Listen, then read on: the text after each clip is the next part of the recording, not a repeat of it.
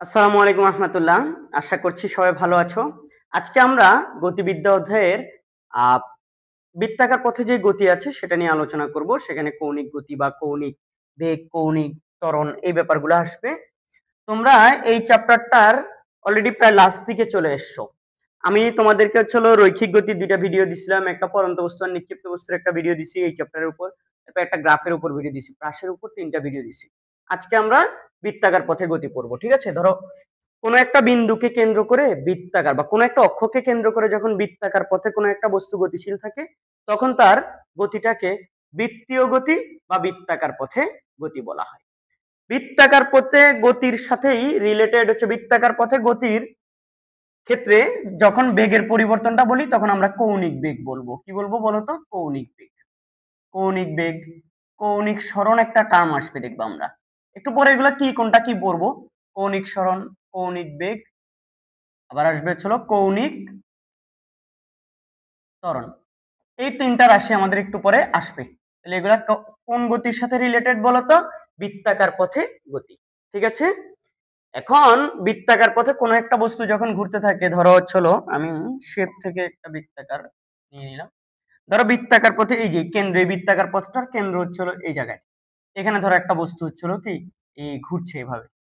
যখন বৃত্তাকার পথে ঘুরছে তখন সে ধরো বর্তমানে এই জায়গায় অবস্থান করছে। হ্যাঁ, সে কিছু সময় পর, অল্প সময়, সেটা ধরো আহ খুব অল্প সময়, ধরো শূন্য, মানে সময়ের ব্যবধানটা একদম শূন্যের কাছাকাছি, খুবই অল্প সময়ে ধরো এই জায়গা থেকে এই জায়গায় গেল। এই যে এটা কেন দিচ্ছি, ধরো এই জায়গা থেকে ও এখানে চলে গেল। তাহলে ওর অতিক্রান্ত দূরত্ব কোনটা? এই যে এইটা চাপটা, হ্যাঁ, এটা আমরা জানি এস, তাই না? এটা অতিক্রান্ত দূরত্ব। কিন্তু কৌণিক সরণ কত বলতো? কৌণিক সরণ হলো বস্তুটা আগে যেই অবস্থানে ছিল সেই অবস্থান কেন্দ্রের সাথে এই যে একটা রেখা যদি সংযোগ করো, বর্তমানে যে অবস্থানে আছে ওই কেন্দ্রের সাথে যদি এটাকেও সংযোগ করো, তাইলে এই অবস্থান থেকে এই অবস্থানে যাওয়ার জন্য কেন্দ্রে যেই কোণটা উৎপন্ন হয়েছে এটাই হচ্ছিল কৌণিক সরণ। এটাই কি? কৌণিক সরণ। এই যে থিটাটা এখান থেকে এই যে, এবং এই বৃত্তাকার পথের ব্যাসার্ধ হচ্ছিল আর। তোমরা 9-10 থেকে পড়ে আসছো অবশ্যই। এই থিটাটা হচ্ছে রেডিয়ান। কোন এককে? রেডিয়ান এককে। কোন একক? রেডিয়ান। তো তোমরা 9-10 এ পড়ে আসছো এস ইকুয়াল টু, মানে বৃত্তচাপ ইকুয়াল টু আর থিটা। মনে পড়ে?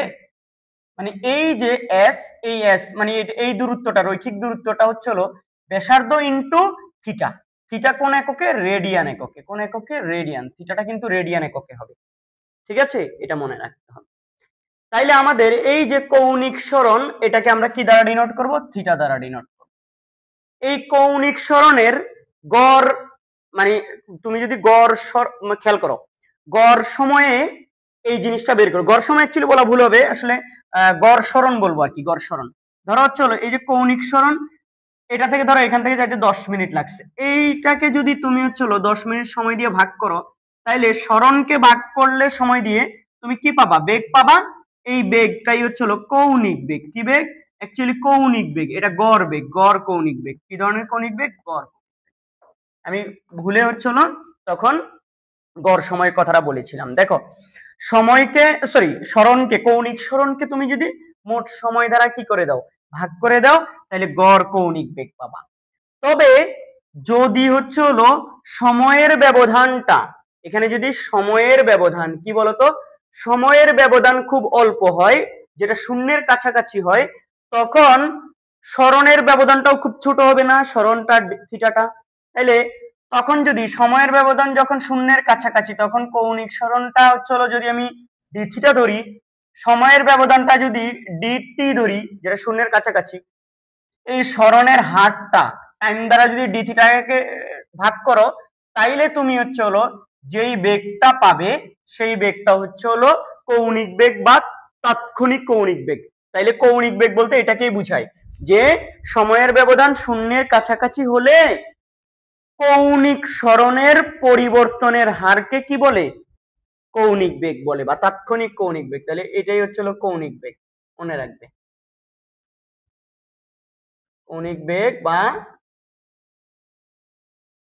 তাৎক্ষণিক কৌণিক। এই তাহলে ডি থিটা হচ্ছে হলো ডি থিটা বাই ডিটি, এটাই হচ্ছে হলো কৌণিক বেগ ওমেগা, মনে রাখতে হবে। এবং আরেকটা জিনিস মনে রাখতে পারো, সময়ের ব্যবধান যদি খুব কম হয়, কৌণিক বেগের পরিবর্তনের হার, মানে কৌণিক বেগের ক্ষুদ্র পরিবর্তন যদি ডি ওমেগা হয়, কৌণিক বেগের পরিবর্তনের হারটা হচ্ছে হলো কৌণিক ত্বরণ। কি বলতো? কৌণিক ত্বরণ। তাহলে আমরা জানি নরমাল রৈখিক গতি থেকে এটাই তো জানি, অতিক্রান্ত দূরত্ব বা সরণের হারকে কি বেগ বলতেছি, তাই না? আর বেগের পরিবর্তনের হারকে আমরা ত্বরণ বলি, ঠিক সেম কৌণিক বেগের পরিবর্তনের হারটাই হচ্ছে হলো কৌণিক ত্বরণ। এটা অবশ্যই সময়ের ব্যবধানটা খুব কম, শূন্যের কাছাকাছি, এটা হচ্ছে কৌণিক ত্বরণ বা তাৎক্ষণিক কৌণিক ত্বরণ। তাৎক্ষণিক, খুবই অল্প সময় ব্যবধান তো, এই জন্য তাৎক্ষণিক কৌণিক ত্বরণ বলে, মনে রাখতে হবে। তাহলে কৌণিক বেগ এবং কৌণিক ত্বরণ এই দুটা জিনিস জেনে গেলাম। এখন এটা জেনে গেলে আমাদের এখান থেকে আমরা সামনের দিকে আগাচ্ছি। দেখো আমরা জানি, এই যে আমরা জানি, খেয়াল করো, এখান থেকে এইটা থেকে জানি omega equal to d theta divide by dt, R theta equal to এখান থেকে কি, এই যে থিটা ইকুয়াল টু এখান থেকে কি বলা যাবে বলতো, এই জায়গা থেকে এই যে এস ইকুয়াল টু কি আর থিটা যদি হয়, তাহলে থিটা ইকুয়াল টু কি হবে, এস ডিভাইড বাই হচ্ছে হলো কি আর, না এটা হচ্ছে, এটা বলা যাবে।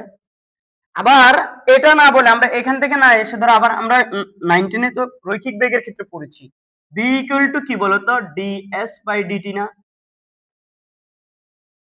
দেখো সরণের পরিবর্তন বা আর হচ্ছে সরণের পরিবর্তন, সরণ অ্যাকচুয়ালি, আর মানে হচ্ছে এটা দূরত্বের অ্যাকচুয়ালি পরিবর্তন, দূরত্বের পরিবর্তন ডিভাইড বাই হচ্ছে হলো কি সময়ের পরিবর্তন, এটা হচ্ছে হলো ধ্রুতি। আর যখন আমরা এটাকে বলি সরণ, সরণ দেখো উপরে হচ্ছে সরণ, নিচে হচ্ছে হলো সময়, সময় যখন ক্ষুদ্র তখন সরণটাই হচ্ছে হলো, সরণের পরিবর্তন হারটা হচ্ছে হলো তোমার এখানে কি বলতো বেগ।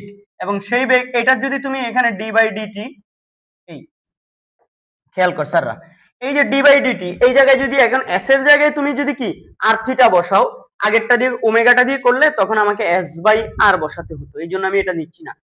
এই যে এস এর জায়গায় কি লিখতে পারি, আর থিটা লিখতে পারি না আমরা এখানে, আর থিটা, যখন আমি আর থিটা লিখে দিলাম তখন আর তো ধ্রুব রাশি, আরটাকে যদি আমি বাইরে নিয়ে আসি, ডি থিটা ডিভাইড বাই হচ্ছে হলো ডিটি, তো ডি থিটা বাই ডিটি এটাই হচ্ছে হলো কি কৌণিক বেগ ওমেগা।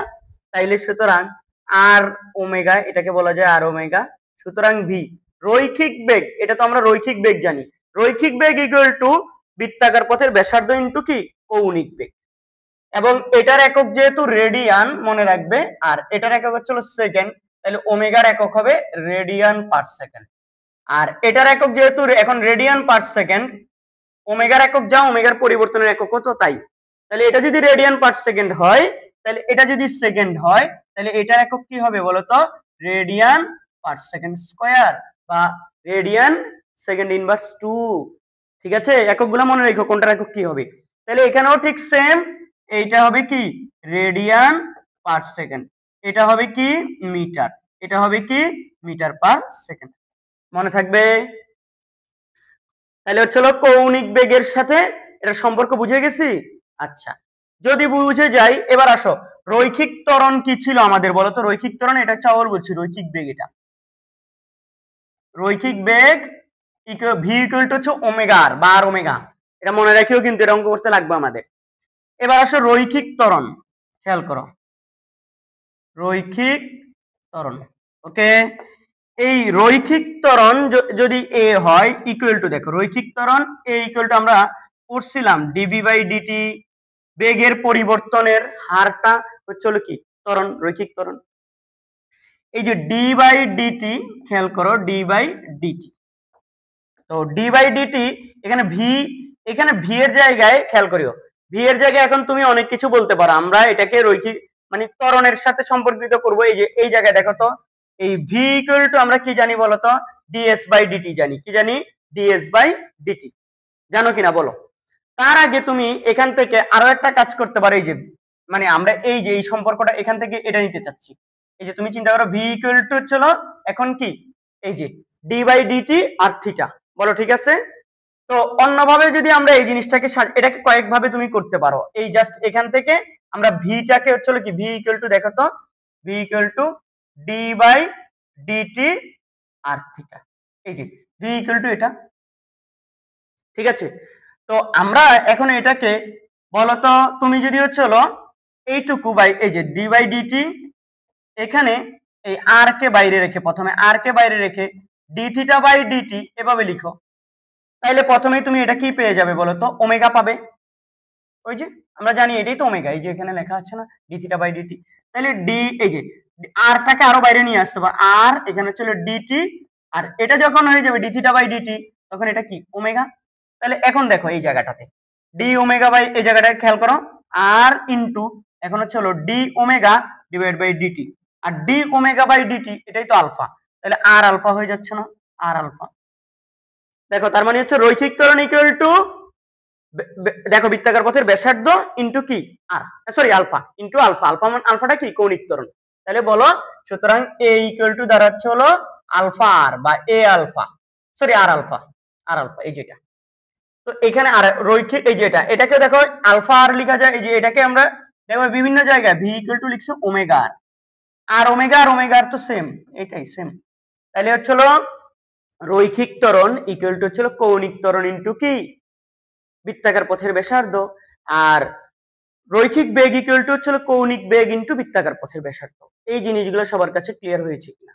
তাহলে কৌণিক বেগ এবং দেখো কৌণিক সরণ থিটা পেয়ে গেলাম, কৌণিক বেগ ওমেগা পেলাম, কৌণিক ত্বরণ আলফা পেলাম, এবং কৌণিক বেগের সাথে রৈখিক বেগের সম্পর্ক, রৈখিক ত্বরণের সম্পর্ক একটার সাথে আরেকটা, মানে রৈখিক ত্বরণের সাথে কৌণিক ত্বরণের সম্পর্ক, রৈখিক বেগের সাথে কৌণিক বেগের সম্পর্ক, এগুলো পেয়ে গেছি আমরা এখান থেকে। এগুলো আমরা সামনে কাজে লাগাবো, পারবো ইনশাল্লাহ। সবাই বুঝছো?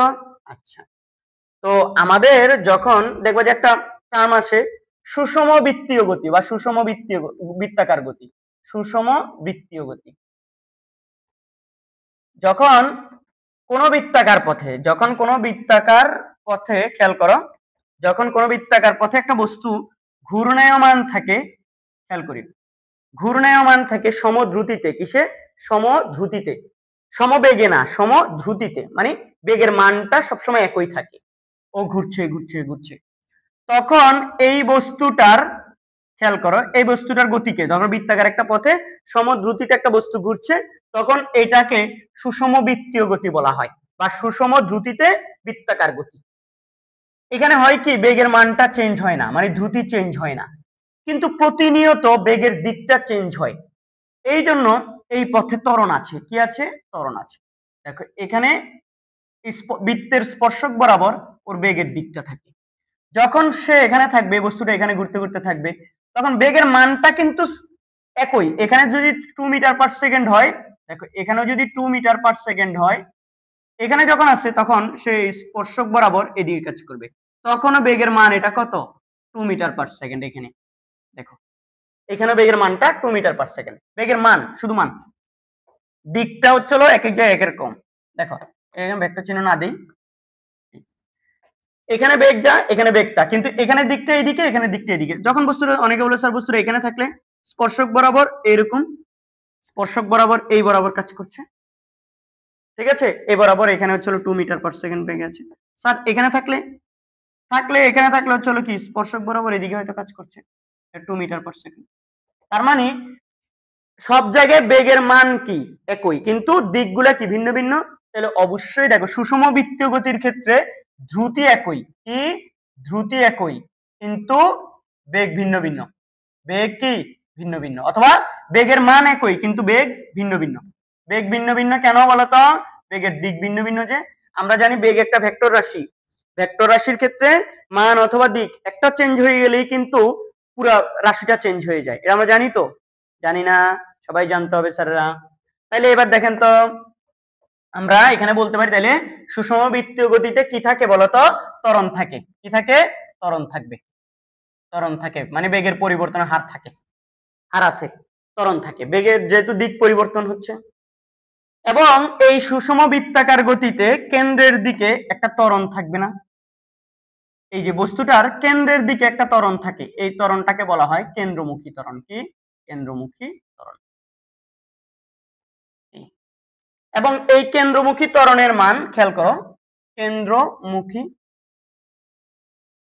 ত্বরণ এই কেন্দ্রমুখী ত্বরণের মান ভি স্কয়ার বাই আর। কি বলতো? ভি স্কয়ার বাই আর।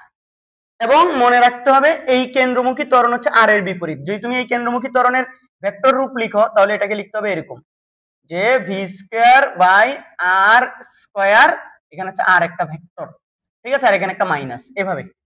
এটা দ্বারা বোঝায় হচ্ছে হলো এই যে আমাদের মাইনাসটা দ্বারা বোঝাচ্ছে আর ভেক্টরের দিক, মানে ব্যাসার্ধ ভেক্টরের দিকটা সাধারণত এদিকে, কেন্দ্র থেকে পৃষ্ঠের দিকে হচ্ছে এদিকে হচ্ছে হলো ব্যাসার্ধ ভেক্টরের দিক, আর ত্বরণ ভেক্টরের দিক হচ্ছে তার কোন দিকে? উল্টা দিকে, মানে কেন্দ্রের দিকে। ত্বরণটা কোন দিকে কাজ করে? কেন্দ্রের দিকে। এটা কেন্দ্রমুখী ত্বরণ বলে। তো এইভাবে প্রকাশ করতে হবে আমাদেরকে, এটা মনে থাকবে। আচ্ছা, তো আমরা এখান থেকে মান নিয়ে কাজ করছি। আবার ত্বরণ এ আমরা জানি হচ্ছে ভি ইকুয়াল টু ওমেগা আর। তাহলে বলো তো এই যে ওমেগা আর, এভাবে ওমেগা ভি এর জায়গায় ওমেগা আর লিখে বসাই দেওয়া যায়। তাহলে আর, তাহলে দেখো omega square r square divide by হচ্ছে আর। তাহলে সুতরাং এ ইকুয়াল টু কি? ওমেগা স্কয়ার আর বলা যায়। তাহলে এ ইকুয়াল টু এ একটা সমীকরণ পেলাম, আমরা এ একটা সমীকরণ পেলাম। আর তাহলে কেন্দ্রমুখী বলটা কত হবে বলতো? কেন্দ্রমুখী বল, যখন বৃত্তাকার পথে একটা বস্তু নিরাপদে ঘুরে একটা সমদ্রুতিতে, তখন বুঝবা যে ওখানে কেন্দ্রমুখী বল এবং কেন্দ্রের বাইরের দিকে বেগের কারণে, গতির কারণে কেন্দ্রের বাইরের দিকে একটা কেন্দ্র বিমুখী বল থাকে। এটা আমরা নিউটনীয় বলবিদ্যায় পড়ি সাধারণত। তোমরা আমাদের নিউটনীয় বলবিদ্যার প্লেলিস্টটা দেখলে, এটা হোয়াইট বোর্ডের যদিও প্লেলিস্টটা, বাট 2023 সালে আমি ওই প্লেলিস্টটা রেডি করেছিলাম 23 বা 22-এর দিকে। বাট খুবই ভালো একটা ভিডিও, যদিও সাউন্ড কোয়ালিটি অত ভালো না, কিন্তু ওই প্লেলিস্টটা তোমরা দেখতে পারো। নিউটনীয় বলবিদ্যার অনেক কিছু আমি ওখানে ডিসকাস করেছি। দেখো এখানে কেন্দ্র বিমুখী একটা বল থাকে, কেন্দ্রমুখী একটা বল থাকে। নিরাপদে বৃত্তাকার পথে নিরাপদে সমদ্রুতিতে কোনো বস্তু যদি চলতে হয়, তাহলে কেন্দ্র বিমুখী বল এবং কেন্দ্রমুখী বল পরস্পর সমান হতে হয়। এই কেন্দ্রমুখী বলটা আমি এফ এর কথা বলছি, F equal to M A, তাই না? এম যদি ঠিকঠাক থাকে, বস্তু যে বস্তুটা ঘুরছে তার ভর যদি জানি, এ ইকুয়াল টু কি? ভি স্কয়ার বাই আর, অথবা চলো ওমেগা স্কয়ার আর। তাহলে এফ ইকুয়াল টু হবে এম ভি স্কয়ার বাই আর। আর যদি তুমি এর জায়গায় ওমেগা স্কয়ার আর লিখো, তাহলে এটা হবে এম ওমেগা স্কয়ার আর। তাহলে চলো কেন্দ্রমুখী বলের সমীকরণ হচ্ছিল এটা, মনে থাকবে। আমরা এটা হচ্ছে কাজে লাগাবো সামনে, হ্যাঁ। তো এখানে একটু মনে রাখতে হবে, এই বেগে বৃত্তাকার পথে সমদ্রুতিতে যখন বস্তু চলে, বা হচ্ছে বৃত্তাকার পথে যখন বস্তু গতিশীল থাকে, ওই বস্তুর বেগের দিক হয় সাধারণত ওই বৃত্তাকার পথের স্পর্শক বরাবর। বৃত্তাকার পথে কি? স্পর্শক বরাবর, ঠিক আছে। এবং যখন সমদ্রুতিতে একটা বস্তু চলে, তখন তার বেগের দেখো মান চেঞ্জ হয় না, কিন্তু বেগের দিক চেঞ্জ হয়, ফলে কৌণিক তাহলে হচ্ছে তার ত্বরণ থাকে। তার কি থাকে বলো? ত্বরণ থাকে। তবে এই সমদ্রুতিতে যখন ঘুরে, তখন সমদ্রুতিতে যখন ঘুরতে থাকে বস্তুটা, তখন ওর কৌণিক ত্বরণ থাকে না। কৌণিক ত্বরণ তখন কি? শূন্য। তখন কৌণিক বেগটা ধ্রুব হয়। কৌণিক বেগ কি? ধ্রুব। কৌণিক বেগ ধ্রুব থাকে। তখন কৌণিক বেগ ধ্রুবর কারণে ও হলো কি, ওর কোনো কৌণিক ত্বরণ তখন থাকে না। তখন কৌণিক ত্বরণটা কত? শূন্য বিবেচনা করবে। এই কথাগুলো যদি মাথায় থাকে, আমাদের অঙ্ক করতে এখন আর কোনো সমস্যা নাই। আমরা আসলে এর চেয়ে আরো বেশি বিস্তারিত আলোচনা করার দিকে যাচ্ছি না। আমাদের মেইন ফোকাস হচ্ছে ম্যাথমেটিক্যাল টার্ম সলভিং। দেখো আমরা এরপর কোনো কিছু যদি লাগে, তাহলে ওখানে মানে অ্যাপ্লাই করবো আর কি। দেখো, হাইড্রোজেন পরমাণুতে প্রোটনকে কেন্দ্র করে বৃত্তাকার পথে একটি ইলেকট্রন এত বেগে ঘুরছে, পরমাণুর ব্যাসার্ধ এত হলে কেন্দ্রমুখী ত্বরণ কত? কত দ্রুতিতে ঘুরছে তা দেওয়া আছে, ব্যাসার্ধ দেওয়া আছে। ভাই কেন্দ্রমুখী ত্বরণ খুবই সিম্পল। এখানে দেখো আমরা জানি ভি স্কয়ার বাই আর, আজকে পড়লাম। তো এখানে ভি কত? ভি হচ্ছে হলো 2.18 ইন্টু 10⁶ মিটার পার সেকেন্ড। আর ব্যাসার্ধ আর ইকুয়াল টু 5.2 ইন্টু 10 কত? 11 মিটার। এই মানগুলো এখানে আমরা অ্যাপ্লাই করে দিব। 2.18 ইন্টু 10⁶ এটা স্কয়ার ডিভাইড বাই হচ্ছে কত? ব্যাসার্ধ 5.2 ইন্টু 10⁻11। শেষ। ভাই আমরা অনেক প্রশ্ন দেখতে অনেক বড়, 2 লাইনের একটা প্রশ্ন চলে আসছে। আমরা হাতে লিখলে প্রশ্নটা হয়তো 3 লাইনেও চলে যাবে, কিন্তু কত হচ্ছে অঙ্কটা হচ্ছে 3 লাইনের বরাবর। দেখো আমরা একটু ক্যালকুলেটরটা নিয়ে নিচ্ছি। আমরা যদি ক্যালকুলেশন করি এটা, তাহলে দেখো 2.18 ইন্টু 10⁶ স্কয়ার ভাগ হচ্ছে হলো 5.2 ইন্টু 10⁻, আমার এটা উত্তর আসছে 9.13 into 10⁻22। 9.13 into 10⁻22 metre per second, sorry ms inverse 2, এত ত্বরণ। তাহলে আমাদের ত্বরণ আমরা হচ্ছিল কি পেয়ে গেলাম। দেখো আবারও বলছি, বেগের স্কোয়ারটাকে জাস্ট হচ্ছিল কি ব্যাসার্ধটা ভি স্কোয়ার বাই আর দ্বারা আমরা এই ত্বরণটা বের করে ফেলবো। আবারও বলছি, V square by R, just V স্কোয়ারটাকে আর দ্বারা ভাগ, শেষ। সিম্পল, এটা অনেক সিম্পল। হ্যাঁ, ঘড়ির কাঁটার কৌণিক বেগ বের করো, ওমেগা। কৌণিক বেগ মানে কি ওমেগা। তো এই ঘড়ির কাঁটার কৌণিক বেগ বের করাটার জন্য আমরা কয়েকটা সমীকরণ দেখো তো। আজকে হচ্ছিল আরো এখানে বলতে ভুলে গেছি তোমাদেরকে, এখানে বলা উচিত ছিল, সেগুলো আমরা বললাম যে জাস্ট লাগলে হচ্ছে ইউজ করব। সেটা এখানে যখন এমনি আমরা কৌণিক বেগ ওমেগা ইকুয়াল টু কি জানি বলতো, এই জায়গায় খালি পেজ আসতো, এখানে আমরা করছি ওমেগা ইকুয়াল টু আবার টুয়াইস পাই বাই টি, একটা মনে আছে সমীকরণ। এই সমীকরণটা আমাদের এখানে এই টি হচ্ছে হলো আবর্তনকাল। কি আবর্তনকাল? আবর্তনকাল। তুমি বলো স্যার এটা কেন? একটা বৃত্তাকার পথে যখন বৃত্তাকার পথে যখন একবার ঘুরে আসে, কথা বোঝো, বৃত্তাকার পথে যখন একটা কণা এখান থেকে ধরো পুরা কক্ষপথটা ঘুরে আসলো, তাহলে আমরা জানি ওমেগা ইকুয়াল টু হচ্ছে হলো কি হয়, থিটা ডিভাইড বাই হচ্ছে হলো টি। যখন একবার ঘুরে আসে, কথা বুঝ, একবার যখন পুরোপুরি এটা ঘুরে আসে তখন এই থিটাটা কত, 2 পাই না? কারণ আমরা জানি বৃত্তাকার পথে একবার ঘুরে আসলে কত রেডিয়ান পরিমাণ হচ্ছে হলো কি কৌণিক দূরত্ব অতিক্রম করে, থিটা। তাহলে সেটা হচ্ছে 2 পাই।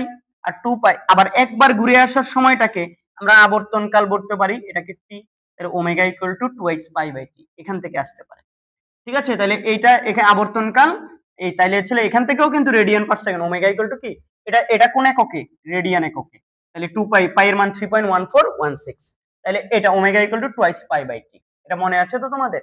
আচ্ছা, এরপরে আবার তোমরা এটা তো জানো যে হচ্ছে হলো কি, আমরা জানি আবর্তনকাল ইকুয়াল টু কি 1/f, আবর্তনকাল ইকুয়াল টু কি 1/f। তাহলে এখান থেকে যদি এই 1/f তুমি এখানে বসাও, তাহলে দেখো omega equal to 2 pi F, এই সমীকরণটাও দাঁড়াবে। ওমেগা ইকুয়াল টু কি বলতো 2 পাই এফ, এটা একটা দাঁড়াবে, এটা একটা দাঁড়াবে। ঠিক আছে, আবার অনেক সময় দেখবা তোমাদেরকে বলে দিচ্ছে যে একটা বস্তু এই মিনিটে 50 বার ঘুরছে। দেখো মিনিটে 50 বার ঘুরছে বা n বার ঘুরছে, ধরো মিনিট বাদ দাও, টি সময়ে ধরো হচ্ছে হলো n বার ঘুরছে, n বার ঘুরছে, তখন তোমাদেরকে আমার এই ওমেগা বের করতে দেয়। তখন দেখবা omega equal to 2 pi n by T, এরকম একটা সমীকরণ আছে, এরকম একটা সমীকরণ। কিন্তু এই সমীকরণটা কোথা থেকে আসলো সেটাও আমরা একটু বলে দিচ্ছি। দেখো আমি যদি বলি, আমাদের হচ্ছে হলো মূল সমীকরণ ওমেগা ইকুয়াল টু বি, যে দেখতেছি আবর্তনকাল 2 পাই বাই কি বলতো টি না, 2 পাই বাই টি। এই টি ইকুয়াল টু কি হয় বলতো, টি আবর্তনকাল, একটা আবর্তনে সময়। তাহলে দেখো একটা আবর্তনে যদি সময় বাইর করতে হয়, তাহলে আমাদের এখানে n বার ঘুরছে, তাহলে বলতো n বার ঘোরার জন্য টাইম কত, টি। সুতরাং একবার ঘোরার জন্য টাইম হচ্ছে হলো কি টি বাই n না? এইটাই হচ্ছিল আমাদের আবর্তনকাল বড় হাতের টি। তাহলে এই টি এর জায়গায় যদি আমরা 2 পাই, দেখো এই যে টি বাই n, ছোট টি ডিভাইড বাই n, এটা বসাই। সুতরাং ওমেগা ইকুয়াল টু এখান থেকে চলে আসবে হচ্ছিল এই যেটা উপরে চলে যাচ্ছে 2 পাই n ডিভাইড বাই হচ্ছিল কি টি। এই তো কথা কি বোঝা গেছে? এই সমীকরণটা ওই জন্য আমরা লিখছিলাম, এই যে এই সমীকরণটা, এই সমীকরণটা ওই যে একবার ঘোরার টাইমটা বড় হাতের টি, সেখান থেকে আসলে এই যে 2 পাই n বাই টি আসছে। তবে মনে রাখতে হবে এটা হচ্ছে এটা তখনই আমরা ব্যবহার করব যখন তোমাকে বলবে ধরো হচ্ছে এত সময় এতবার ঘুরছে, তখন কৌণিক বেগটা বের করার জন্য, মানে একটা ধ্রুব বেগে ঘুরছে যখন, ওই কৌণিক বেগটা বের করার সময় কত সময়, এই যে n টা হচ্ছে মোট ঘূর্ণন সংখ্যা, টিটা হচ্ছে হলো কত সময়ে এই ঘূর্ণন সংখ্যাটা পাচ্ছি আমরা, সেটা সেই টাইম। আর এখানে টি এর পরিচয় হচ্ছে হলো কি বলতো, একবার ঘোরার সময়। কয়বার? একবার ঘোরার সময়। এই জিনিসগুলো আমাদের লাগবে, কিন্তু সামনেও লাগবে।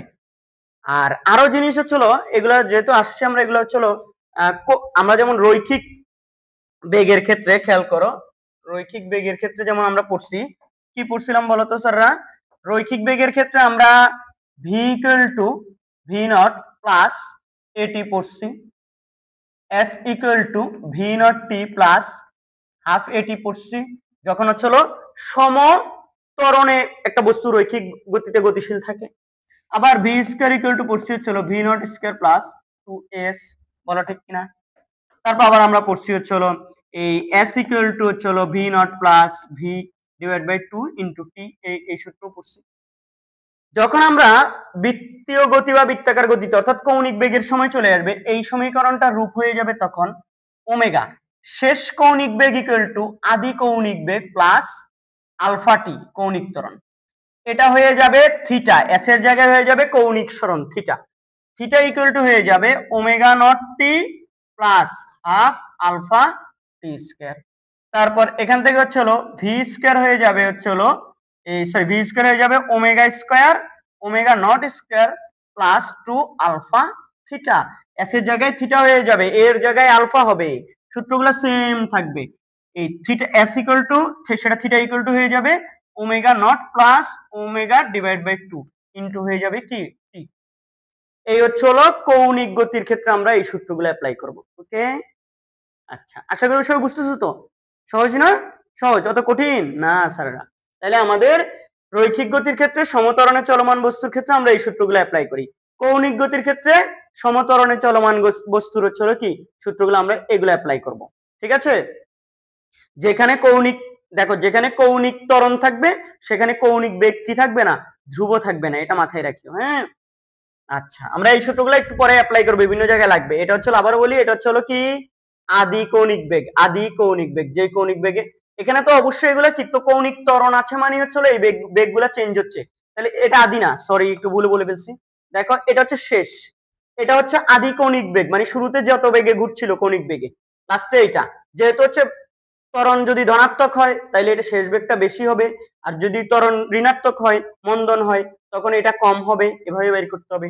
তো এখানে হচ্ছে আমাদের মনে রাখতে হবে যখন ত্বরণ ধনাত্মক হবে মানে হচ্ছে তখন ওমেগা বাড়বে, ওমেগা নট থেকে বেড়ে বেড়ে ওমেগা হবে। আর যখন আলফা বা কৌণিক ত্বরণ ঋণাত্মক হবে, নেগেটিভ হবে, এটা মন্দন ঘটবে, তখন দেখবা যে হচ্ছে আমাদের এই ওমেগাটা কম আসবে ওমেগা নটের তুলনায়। এরকম বিভিন্ন সময় আমরা করবো, অঙ্ক অ্যাপ্লাই করবো একটু পর। নরমাল রৈখিক বেগের অঙ্কগুলো যেভাবে অ্যাপ্লাই করছি আমরা ঠিক এখানেও সেম, জাস্ট কৌণিক সরণ রৈখিক সরণ, রৈখিক সরণটা হয়ে যাবে কৌণিক সরণ, রৈখিক আদিবেগটা হয়ে যাবে কৌণিক আদিবেগ, রৈখিক হচ্ছে শেষ বেগটা হবে কৌণিক শেষ বেগ। টাইম তো টাইমই, তাই না? কৌণিক ত্বরণটা হয়ে গেছে এখানে, রৈখিক ত্বরণটা হয়ে গেছে কৌণিক ত্বরণ, সূত্র সেম টু সেম। ওকে, আচ্ছা এখানে এটা তো করলাম আমরা, এরপরে এবার চলে যেতে পারি আমরা ঘড়ির কাঁটার কৌণিক বেগ কত। এটা করতে গিয়ে আমাদের চলো বুঝলাম যে ওমেগা বের করতে হবে। তো ওমেগা ইকুয়াল টু কয়েকভাবেই তো বের করা যায়, 2 পাই বাই বড় হাতের T, omega equal to 2 pi n by T, আবার এই ভি ইকুয়াল টু যদি ওমেগা আর হয় তাহলে সুতরাং ওমেগা ইকুয়াল টু কি ভি বাই আর। তাহলে কয়টা সূত্র? তিনটা সূত্র আমার কাছে, দেখতে হবে কোনটা দিয়ে করাটা তুলনামূলক ইজি। ঘড়ির ঘন্টার কাঁটার, ঘড়ির দেখো একটি ঘড়ির ঘন্টার কাঁটার, ঘন্টার যে কাঁটাটা সেটা দিয়ে আমি তুমি এই দুইটার মধ্যে কোনটা দিয়ে করা সহজ হবে? দেখো আমরা এই উপরেরটা দিয়ে করা সহজ হবে। তুমি বলো স্যার কিভাবে? দেখো ঘড়ির ঘন্টার কাঁটা যখন একবার ঘুরে আসে সেই সময়টা তো আবর্তনকাল বা পর্যায়কাল বলি আমরা সরল দোলন গতির ক্ষেত্রে। আবর্তনকাল বলো টিটা কত হবে? 12 ঘন্টা না? ঘড়ির ঘন্টার কাঁটা দেখো সবসময় মনে রাখবা সেকেন্ডের কাঁটা একবার ঘুরে আসলে 60 সেকেন্ড অতিক্রম করে, মিনিটের কাঁটা একবার ঘুরে আসলে 60 মিনিট তথা 3600 সেকেন্ড 60 into 60 সেকেন্ড অতিক্রম করে। আর যদি ঘন্টার কাঁটা একবার ঘুরে আসে 12 ঘন্টা অতিক্রম করে, 12 ঘন্টা মানে 12 into 60 into 60, ঠিক আছে? এটা অ্যাকচুয়ালি মনে হয় 43,200 সেকেন্ড। তাহলে মনে রাখতে হবে সেকেন্ডের কাঁটা একবার ঘুরে আসলে 60 সেকেন্ড অতিক্রম করে, মিনিটের কাঁটা একবার ঘুরে আসলে 1 ঘন্টা অতিক্রম করে মানে 60 মিনিট মানে 3600 সেকেন্ড, আর ঘন্টার কাঁটা যখন একবার ঘুরে আসে তখন 12 ঘন্টা তথা হচ্ছে 43,200 সেকেন্ড অতিক্রম করে। মনে থাকবে? আচ্ছা এই জিনিসগুলো একটু কি মাথায় রাখতে হবে। তাহলে এখানে ঘড়ির কাঁটা একবার ঘুরে আসলে ঘড়ির ঘন্টার কাঁটা, কোন কাঁটা? ঘন্টার কাঁটা 12 আওয়ার, কত? 12 আওয়ার। তো 12 আওয়ার মানে 12 ইন্টু চলো 60 into 60। তাহলে দেখো তোমরাই দেখো এটা মনে হয় খুব সহজ, 43,200 সেকেন্ড আছে, মুখস্থ আছে আমার যতটুকু। 60 into 60 into 12, 43,200, ঠিক আছে?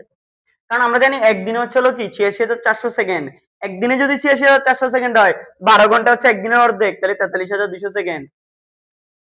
এগুলো খুবই সিম্পল, ভেরি ভেরি সিম্পল, বুঝতে হবে স্যার।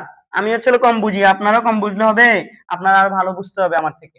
দেখেন এই omega equal to 2 pi by T, T হচ্ছে 43,200, তাহলে এখান থেকে চলে আসবে দেখো 2 into 3.1416 ভাগ হচ্ছে 43,200, এটা হচ্ছে হলো 1.454 into 10 inverse 4 radian per second. শেষ। Simple, very very simple. কখনো কখনো কৌণিক বেগ বের করতে যায়, কখনো কখনো বলতে পারে এটা কম্পাঙ্ক কত। তো এখান থেকে যদি বলে যে এই ঘড়ির ঘন্টার কাঁটার বলো তো আবর্তন কাল কত, আবর্তন কাল এই যে এটা ঘড়ির ঘন্টার কালটা একবার আবর্তন করলে কত সময় অতিবাহিত হয়, ওইটাই তো আবর্তন কাল। আর যদি তোমাকে কম্পাঙ্ক বাইর করতে বলে তাহলে এখান থেকে হচ্ছে কি f ইকুয়াল টু কি 1/t থেকে এটা বাইর করে এত হার্জ হবে কম্পাঙ্ক, কখনো যদি বলে আর কি। ঠিক আছে, জাস্ট এখানে বলে নাই, আমি জাস্ট দেখাইলাম এমনিতে।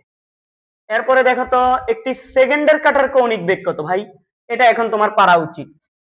ওমেগা ইকুয়াল টু 2π/t দিয়েই করব। ঘড়ির সেকেন্ডের কাটা একবার ঘুরলে 60 সেকেন্ড অতিক্রম করে, তাহলে জাস্ট 2π/60। ঠিক আছে, তাহলে এটা হয়ে যাবে হচ্ছে 2 × 3.1416 ভাগ হচ্ছে 60। 60 মানে 0.10472 এত রেডিয়ান পার সেকেন্ড। ওকা, তোমরা কি সবাই বোকা? বোকা না হলে আশা করি বুঝে গেছো, খুবই সিম্পল এটা। হ্যাঁ, এরপরে প্রবলেম থাকে। আচ্ছা, একটি সিডি প্রতি মিনিটে 45 বার ঘুরে কেন্দ্র থেকে 9 সেন্টিমিটার দূরে কোন বিন্দুর দ্রুতি কত হবে? একটি সিডি প্রতি মিনিটে 45 বার ঘুরে, ঠিক আছে? তো একটা সিডি ক্যাসেট যেগুলো আছে ওইগুলা, তো এই সিডিটা যদি 45 বার ঘুরে, প্রতি মিনিটে 45 বার ঘুরতেছে, তার মানে 60 সেকেন্ডে 45 বার ঘুরে, তাইলে একবার মানে একবার ঘোরার জন্য যে আবর্তনকাল টি সেটা হবে কি বলতো? এটা হচ্ছে হলো টি আর এটা হচ্ছে হলো কি এন। তাইলে আমরা জানি হচ্ছে হলো টি বাই কি এন। একবার ঘোরার জন্য টাইম হচ্ছে 60/45।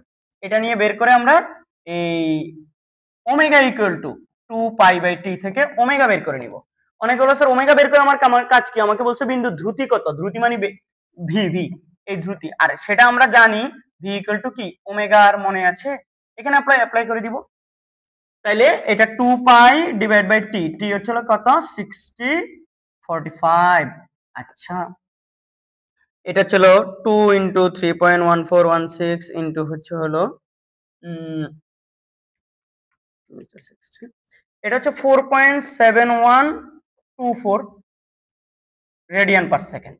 এবং এই জিনিসটাকে আমরা এখানে 4.7124 ইন্টু আর হচ্ছে কত 9 সেন্টিমিটার, 9 সেন্টিমিটার মানে 0.09 মিটার, তাহলে হচ্ছে ইন্টু 0.09 মিটার। আমি দেখতে পাচ্ছি এটা 0.424 মিটার পার সেকেন্ড। শেষ। অনেকে বলতে পারে স্যার আপনি এভাবে করলেন, টিটাকে এভাবে বের করে আনলেন। আমরা যদি টিটাকে এভাবে বের না করে স্যার এভাবে করি, যে দেখো স্যার আমরা এভাবে করব না, আমরা direct omega equal two 2πn/t এটা দিয়ে করতে পারবো। ইয়েস, বলছেই তো প্রতি মিনিটে এতবার ঘুরতেছে, তাইলে হচ্ছে হলো 2π/45 ঘুরছে কত সময় 60 সেকেন্ড, তখনও কিন্তু এটাই আসবে কৌণিক বেগ। এটা দিয়েও তুমি করতে পারো। এটা এই প্রসেসটা আর এই প্রসেসটা একদম চেম টু চেম। ডিকশাও বুঝা গেছে? মারি বলবো একদম ডিকশাও করে মারবো। দেখো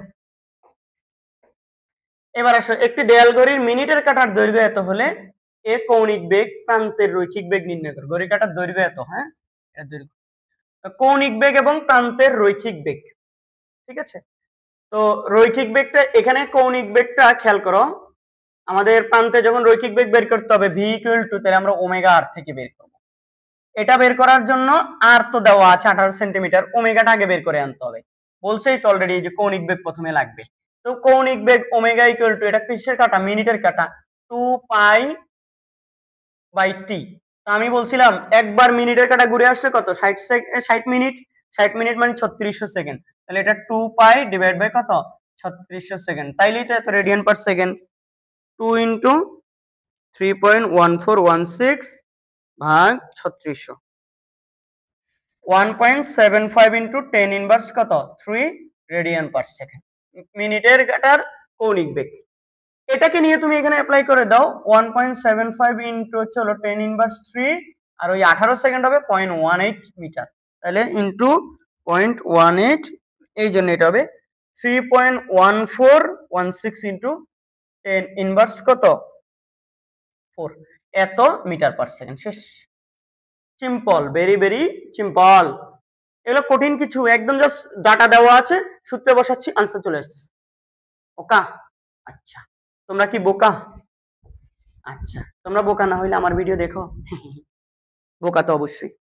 দেখো, এবার আসো, বৃত্তাকার পথে এত সমদ্রুতিতে আবর্তনরত একটি সমদ্রুতিতে আবর্তনের একটি কণা প্রতি সেকেন্ডে 10টি পূর্ণ আবর্তন সম্পন্ন করে বৃত্তাকার পথের ব্যাসার্ধ প্রতি সেকেন্ডে 10টি, তার মানে হচ্ছে প্রতি সেকেন্ডের মানে হচ্ছে টি হচ্ছে হলো 1 সেকেন্ড, আর 10টি পূর্ণ মানে হচ্ছে হলো n হচ্ছে হলো কত 10।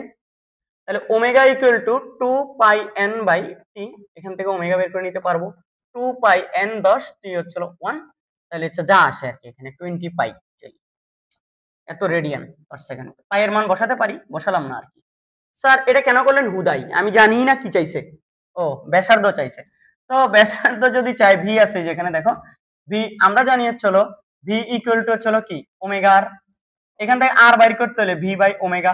অলরেডি দেখো ভি হচ্ছে হলো কত 3.14 ডিভাইডেড বাই হচ্ছে হলো ওমেগা হচ্ছে হলো 20 পাই, ঠিক আছে। তো পাই এর মান কত 3.14 অ্যাকচুয়ালি, তাহলে এটা কাটা, তাহলে 1/20, তাহলে এটা অ্যাকচুয়ালি 1/20 ইকুয়াল টু হচ্ছে 0.05 মিটার। এটাকে যদি আমি 100 দ্বারা গুণ করি তাহলে হচ্ছে আমি পাচ্ছি হলো 5 সেন্টিমিটার। কত 5 সেন্টিমিটার। শেষ। Simple simple simple, very very simple. V দেওয়া থাকলে দেখবো ওমেগা বের করতে বলছে অথবা আর বের করতে বলছে। আর বের করতে বললে হচ্ছে আর নাক বলে হচ্ছে আর দেওয়া থাকতে পারে, ওমেগা দেওয়া থাকবে, ভি বের করতে বলতে পারে। এই ঘুরে ফিরে হচ্ছে সূত্র কয়েকটাই, মানে আমাদের যেগুলো হচ্ছে নরমাল সূত্র সেই সূত্রগুলোর মধ্যেই আমরা আছি এখন। এরপর বলছে একটি গ্রামোফোন রেকর্ড সমকৌণিক বেগে ঘুরছে, তার মানে ওমেগাটা হচ্ছে ধ্রুব, এখানে ওমেগা পরিবর্তন হচ্ছে না। এই যে সমকৌণিক বেগে যদি ঘুরে, ওমেগা ধ্রুব মানে হচ্ছে তার হচ্ছে এই কৌণিক ত্বরণটা শূন্য। রেকর্ডের উপর কেন্দ্র হতে এত মিটার এবং এত মিটার দূরের বিন্দুতে রৈখিক বেগের অনুপাত। তো আমাদের সমকৌণিক বেগে ঘুরলে ওমেগা সেম, তো আমরা জানি ভি ইকুয়াল টু ওমেগা আর। বলো দূরত্বগুলা কেন্দ্র থেকে রেকর্ডের কেন্দ্র থেকে এত দূরত্ব, আর গুলা ভিন্ন ভিন্ন, এটাকে আমরা বলতে পারি r1, এটা হচ্ছে r2। এই দুই বিন্দুতে বেগের অনুপাত বের করতে হবে। তাহলে সুতরাং v1 equal to omega r1, v2 equal to omega r2। অনেকে বলবে স্যার ওমেগা 1 লিখেন নাই কেন? আমরা জানি v ইকুয়াল টু ওমেগা আর, এটা হচ্ছে আমরা জানি। আজা এখানে তাহলে এটা। এবার তোমরা আমাকে বলো ওমেগা গুলো সেম রাখলাম কেন? কারণ সমকৌণিক বলছে। তাহলে সুতরাং v1 by v2 equal to omega r1 divide by omega কি r2। ওমেগা ওমেগা ডিকসাও কাটাকাটি, তারপর হচ্ছে কি r1 হচ্ছে 0.12, এটা হচ্ছে 0.18।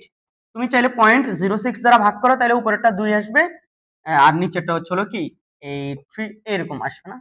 উপরে নিচে যদি হচ্ছে 0.06 দ্বারা ভাগ করে দেই তাহলে 2:3। তাহলে সুতরাং v1 by v2 equal to হচ্ছে 2। Simple, very very simple, very very simple. এখানে যদি আপনি v1:v2 লিখেন কোনো সমস্যা নাই, কোনো সমস্যা নাই, সব সিঙ্গারা সিঙ্গারা, সমস্যা নাই, কোনো সমস্যা। সমস্যা মানে কি? সমস্যা। একটি কণা দেখো, একটি কণা 1.5 মিটার ব্যাসার্ধের বৃত্তাকার পথে প্রতি মিনিটে 120 বার আবর্তন করছে। এর পর্যায়কাল কত, কম্পন সংখ্যা কত, এর কৌণিক বেগ কত, রৈখিক বেগ কত। কম্পন সংখ্যা বলতে হচ্ছে এই কম্পাঙ্ক f, প্রতি সেকেন্ডে কম্পন সংখ্যা। তো এখানে ভাই এত ব্যাসার্ধের বৃত্তাকার প্রতি মিনিটে 60 বার, তাহলে টি ইকুয়াল টু হচ্ছে 60 সেকেন্ড, হ্যাঁ প্রতি মিনিট, আর 120 বার আবর্তন করছে, n মানে 120। এই তো আমার কৌণিক বেগটা কত, রৈখিক বেগটা কত, এগুলো সব বাইর করতে বলছে। ব্যাসার্ধটা দেওয়া আছে আর দেওয়া আছে 1.5 মিটার। ভাই পর্যায়কাল বের করা যাবে না, টি ইকুয়াল টু কি আমরা জানি, টি ইকুয়াল টু হচ্ছে ছোট টি বাই n, তাহলে এটা হচ্ছে 60 সেকেন্ড ডিভাইড বাই 120, তার মানে এটা 0.5 সেকেন্ড। দেখো 1/2 মানে তো 0.5। Simple simple. আবার আমরা কম্পাঙ্ক f ইকুয়াল টু কত জানি 1/t, তাহলে 1 ডিভাইড বাই 0.5, তাহলে এটা হচ্ছে কত 2 হার্জ আর কি, 2 হার্জ বা 2 পার সেকেন্ড। কম্পন সংখ্যা কত, প্রতি সেকেন্ডে 2টা। এখানে বলছে কম্পন সংখ্যা, এই জন্য এই পার সেকেন্ড লিখলেই ভালো, ঠিক আছে। প্রতি সেকেন্ডে 2টা। কৌণিক বেগ ওমেগা ইকুয়াল টু এখন কি আমরা হচ্ছে এই যে 2 পাই বাই টি থেকে করতে পারবো, চাইলে 2 পাই n বাই ছোট টিও থেকে করতে পারবো, তখন এগুলো বসাতে হবে। কিন্তু এখানে 2 পাই টি যেহেতু একবার বের করছি, এটাই বসাই দিই না, বড় হাতের টি 0.5। তাহলে বলো তো এটা কত, 4 পাই মানে কত, 4 পাই রেডিয়ান পার সেকেন্ড, এভাবে রেখে দিতে পারি তো আমরা, এভাবে রাখতে পারি। কিন্তু আমি এটা পাই এর মানটা বসাচ্ছি 4 ইন্টু 3.1416, এটা 12 দশমিক কত 57 রেডিয়ান পার সেকেন্ড। এরপরে বলছে ভাই রৈখিক বেগ কত, ভি ইকুয়াল টু ওমেগার, সুতরাং ভি ইকুয়াল টু ওমেগার, এটা দেখো ওমেগা এই যে বাইর করে রাখছি 12.57 আর কত সিম্পলি 1.5, এই 1.5 গুণ করে দিলেই কি কাজ শেষ। দেখো 18.85 মিটার পার সেকেন্ড। এগুলো হচ্ছে এমসিকিউ তে দিবে তোমাদের, আমি এতক্ষণ পর্যন্ত যা করাইছি এই যেগুলো যা যা করাচ্ছি একটাও তোমাদেরকে এগুলো হচ্ছে সিকিউ তে দেওয়ার চান্সেস নাই। এগুলা হয়তো সিকিউ তে কাজে লাগানোর মতো জিনিস এলিমেন্টস আছে, ছোট ছোট অংশ সিকিউ তে হয়তো কাজে লাগবে, বাট একটাও হচ্ছে কিসে দিবে না বলো তো, এগুলা সিকিউ তে ডিরেক্ট দিবে না তোমাকে, এগুলো সব এমসিকিউ তে দিবে যে তোমাকে। ওকে, দিলে যদি দেয় আর কি। এই যে এখানে একটা অঙ্ক আছে, এই যে বলছে 20 বার ঘুরবার পর একটি বৈদ্যুতিক পাখার কৌণিক বেগ এত রেডিয়ান পার সেকেন্ড হতে হ্রাস পেয়ে 10 রেডিয়ান পার সেকেন্ড হয়, কৌণিক মন্দন কত।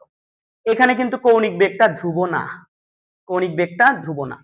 তো এখানে একটু খেয়াল করিও কিছু জিনিস, তার মানে এখানে ওমেগা নট আদি কৌণিক বেগ দেখো 30 রেডিয়ান পার সেকেন্ড, এবং শেষ কৌণিক বেগ হ্রাস পেয়ে এত হইছে এই যে 10, তাহলে ওমেগা ইকুয়াল টু কত 10 রেডিয়ান পার সেকেন্ড।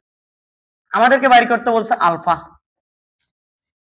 কিন্তু আমরা আলফার যে যতগুলো সূত্র আমরা এখন দেখলাম আজকে, যে হচ্ছিল তুমি দেখো এখানে হচ্ছিল আমরা যে কৌণিক বেগের সূত্রগুলো দেখাইছি তোমাদেরকে, দেখো আমি এখানে দেখাইছি যেগুলা, দেখো এটার মধ্যে হচ্ছে আলফা বের করতে, এটা দিয়ে আলফা বের করতে গেলে এই দুটো আমাদেরকে এখানে দেওয়া আছে, টি লাগতো, আবার এটা দিয়ে আলফা বের করতে গেলে টিও লাগবে থিটাও লাগবে, আর এটা দিয়ে আলফা বের করতে গেলে এটা লাগবে কিন্তু এখানে থিটাটা লাগবে।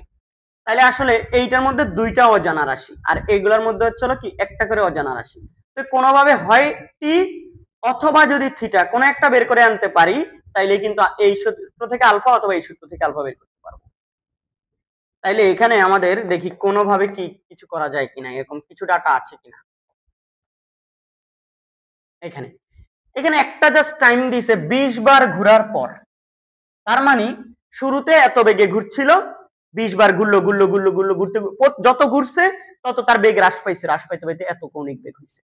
তাইলে 20 বার ঘুরে গিয়ে তার কৌণিক বেগ হয়েছে। এবার বলো একবার ঘুরলে বৃত্তাকার পথে আমরা জানি হচ্ছিল কত কৌণিক দূরত্ব অতিক্রম হয় বলতো, 2 পাই না, একবার ঘুরে আসলে কত 2 পাই এর, অনেকে বলে স্যার 2 পাই আর, আরে ভাই ওইটা তো পরিধি ওইটা রৈখিক দূরত্ব, আমরা কৌণিক দূরত্বের কথা বলছি, কৌণিক দূরত্ব কত 2 পাই পরিমাণ, তাহলে 2 পাই হইলে বলতো থিটা, এই যে 20 বার ঘুরলে একবারে যদি 2 পাই হয় 20 বারে হচ্ছিল কত 40 পাই পরিমাণ। এই তো এটা যদি পেয়ে যায় 40 পাই মানে কত 40 ইন্টু 3.1416,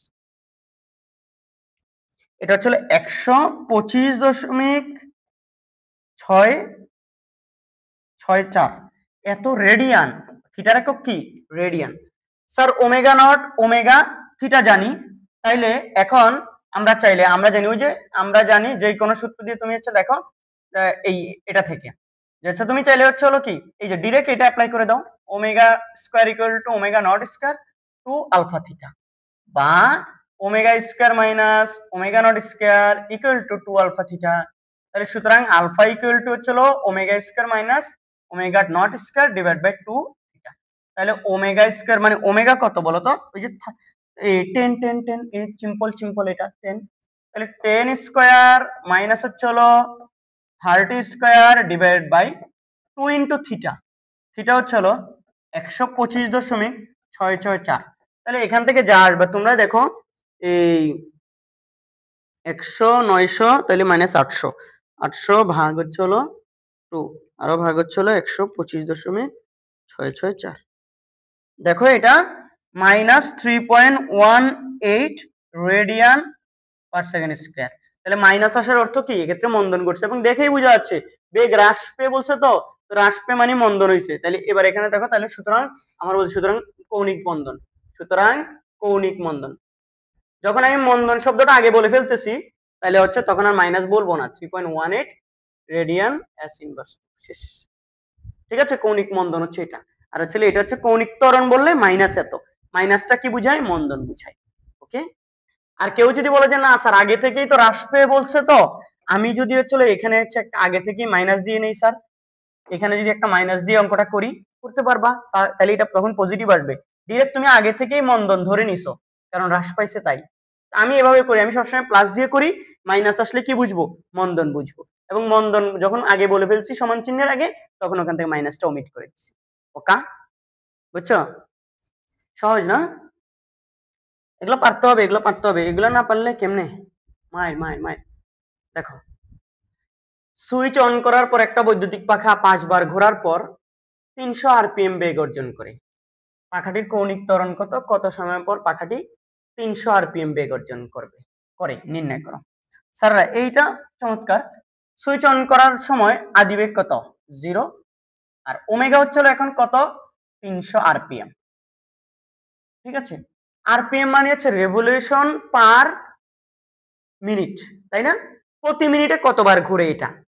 তো তুমি এটাকে কিভাবে কনভার্ট করবা, 2πn/t এই সূত্র দিয়ে। এখানে n হবে হচ্ছে তোমার 300, n হবে কত, আচ্ছা আবারও বলি, এখানে হচ্ছে n, এই যে 2πn হবে 300, আর টাইম হবে হচ্ছে হলো rpm পার মিনিট। কোথাও কোথাও দেখবা হচ্ছিল এটা রেভলিউশন বা না লিখে রিভলভ লিখছে, রিভলভ, তাও ঘূর্ণন বোঝায়, রিভলভ এটা। আর এমনি কোথাও কোনো কোনো বইতে দেখবা রিভলিউশন, এটা যেটাই বলে একই, ঘূর্ণন সংখ্যা বোঝাচ্ছে কি, আরপিএম। আরপিএস প্রতি সেকেন্ডে ঘূর্ণন সংখ্যা বোঝায়, আরপিএস রিভলভ বা রিভলিউশন পার সেকেন্ড। ওকে, এবার আসো, আমাদের এখানে এটা 300 ডিভাইড বাই হচ্ছিল কত, প্রতি মিনিটে না, প্রতি মিনিটে না বলছে, আরপিএম মানে যে, হ্যাঁ হ্যাঁ আরপিএম, আরপিএম মানে তো মিনিটে, তার মানে 60 সেকেন্ডে। তাইলে এটা হচ্ছিল কত, 5, 5 দুগুণে 10, 10 পাই, তার মানে হচ্ছিল 3.14 তো 1416 এত রেডিয়ান। বলো ঠিক কিনা? আমাদের রেডিয়ান পার সেকেন্ড ওমেগা। এই যে এটা কি দেখো না, একটু তোমরা দেখো, আমার যদি ভুল হয়ে যায়, 3.1416 ইন্টু 10, ঠিক আছে তো 31.416, ঠিক আছে। তাহলে দেখো, ওর ওমেগা যখন চালু করছে তখন ওমেগা নট 0, চালু করার পর কয় সেকেন্ডে, 5 বার ঘোরার পর। তাহলে বলো 5 বার ঘুরে অতিক্রান্ত থিটা কত হবে? প্রত্যেকবার একবার ঘুরলে 2π পরিমাণ থিটা, তাহলে 5 বার ঘুরলে কত, 5 ইন্টু হচ্ছে 2π, তাহলে কত, এটা 10π পরিমাণ। দেখো থিটাও আমরা পেয়ে গেলাম এত। এটা কি, এটা রেডিয়ান, এটা কি রেডিয়ান, কেউ চাইলে মান বসাই করতে পারো, 416 রেডিয়ান। ওকে, তো আমরা ওমেগা নট, ওমেগা থিটা এগুলা জানলে আমাদেরকে কৌণিক ত্বরণ বের করা কি কোনো সমস্যা?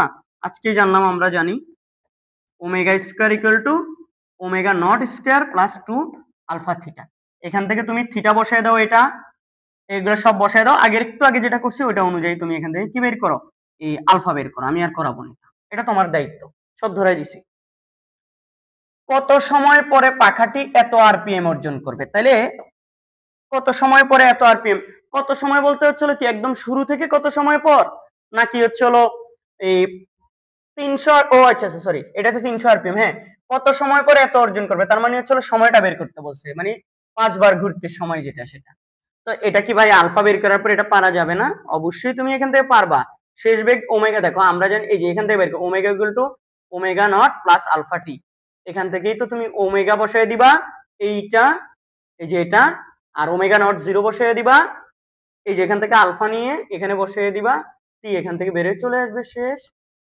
কেউ যদি বলে যে না এখান থেকে বের করবে না, আমরা theta equal to omega nought t plus half alpha t square এখান থেকে বের করব, তাও পারবা তো। থিটা কত, এই যে থিটা হচ্ছে হলো 31.416, এটা ওমেগা নট 0 হওয়ার কারণে এটা 0 হয়ে যাবে, plus half alpha t square, alpha এখান থেকে এনে এখানে বসিয়ে দাও, তাহলে এখান থেকেও কি বের হবে, টি বের হবে। যার যেটা ভালো লাগে, কেউ এটা দিয়ে চলে এটা দিয়ে করতে পারো, কেউ এটা দিয়ে চলে এটা দিয়ে করতে পারো, কারণ তার আগে আমাদেরকে অবশ্যই আলফা বের করতে হবে। বুঝা যাচ্ছে, বুঝা যাচ্ছে, বুঝতে হবে, বুঝতে হবে, সোজা সোজা জিনিস, সোজা সোজা, ভেরি মাছ সোজা, তাই না? এগুলো না পারলে ফিডা ফিডা ফিডা। একটি গ্রামোফোন রেকর্ড মিনিটে 60 বার ঘুরে, সুইচ বন্ধ করায় 40 সেকেন্ড পর রেকর্ডটি থেমে যায়। এটা ফ্যান ফ্যান ঘোরার ক্ষেত্রে সেম অঙ্ক দিতে পারে। এটা আমি চুয়েট ভর্তি পরীক্ষা 2015 সালে আমি যখন ভর্তি পরীক্ষা দিয়েছিলাম আমাদের এরকম একটা অঙ্ক আসছিল, যে হচ্ছিল মানে এটা ধরা হচ্ছিল গ্রামোফোন রেকর্ড মিনিটে, তার মানে একটা পাখা মিনিটে এতবার ঘুরছে, সুইচ বন্ধ করে এত সেকেন্ড পরে থেমে যায়, সুইচ বন্ধ করে এত সেকেন্ড পরে পাখাটি থেমে যায়, একই অঙ্ক। রেকর্ডটির কৌণিক মন্দন কত? দেখো 60 বার ঘুরে, প্রতি মিনিটে 60 বার যে ঘুরছে, এটা হচ্ছে হলো আসলে অনেকে বলবে স্যার এটা কি, প্রতি মিনিটে 60 বার ঘুরছে, এটা তার কৌণিক বেগ বের করার জন্য আমাদের কাজে লাগবে, আদি কৌণিক বেগ মানে omega not equal to 2 pi n by T. এই যে এখানে এটা হচ্ছে হলো 60 বার প্রতি মিনিটে, এটা হচ্ছে 60 সেকেন্ড, তাহলে এটা হচ্ছে হলো 2 পাই ইনটু 60 ডিভাইড বাই 60। এই যে আমাদের মিনিটে কতবার, সেকেন্ডে কতবার ঘুরছে, এটা লাগে শুধুমাত্র তার সমকৌণিক বেগটা বের করার জন্য। আর এরপরে সুইচ বন্ধ করছে, এটা এই কৌণিক বেগে চলছিল, সুইচ বন্ধ করে দিছে, 40 সেকেন্ড পরে গিয়ে থেমে গেছে, তাহলে এটা হচ্ছে 2 পাই রেডিয়ান। আচ্ছা, তো পাই এর মান 3.1416, বারবার বলছি। লাস্টে গিয়ে যখন থেমে গেছে তখন ওমেগা কত, 0 শেষ বেগ, আদি বেগ এটা যেটাতে ঘুরছিল, শেষ বেগ গিয়ে থেমে গেছে, শেষ বেগ কত 0, টি কত 40 সেকেন্ড। তো তুমি আমার এই বলো একদম সোজা একটা অঙ্ক, আমরা জানি আজা ওমেগা ইকুয়াল টু কি, omega nought plus alpha t, এখান থেকে ভাই আলফা বের করে ফেলবা সোজা। তুমি বলা স্যার একটু করে দেন না, আচ্ছা কর তোরা।